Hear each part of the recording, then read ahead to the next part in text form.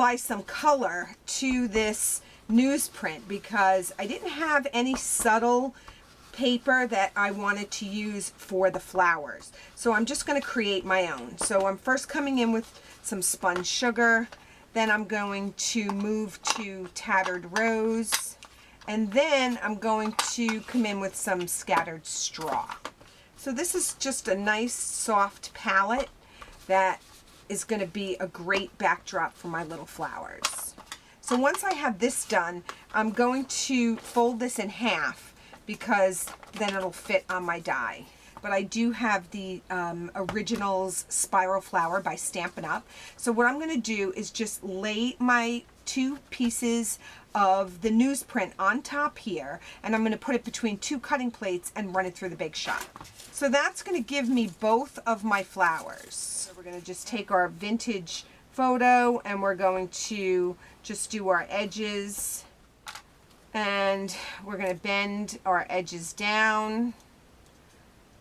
And you know, this is, I've just used newsprint here, so you have to be careful because you really don't want it to get too damaged. Okay, I'm going to start with my skewer, and I'm going to just start to roll my flower around the skewer. And you're just going to keep on going.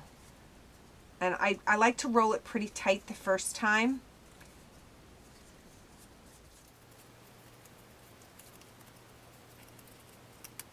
And then that's going to give me an idea of what it's going to look like when it's finished. And again, you can play with this as little or as much as you want to get it to look more and more like a rose. I'm going to let it open up just a tiny bit more.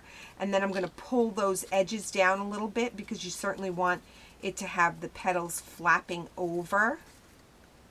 And so just keep playing with them until it starts to look like a rose.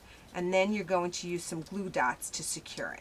So once I'm finished with that, I'm just going to come in and I'm going to put a glue dot here, and then I'm going to push the last petal into the rose so that it all closes up.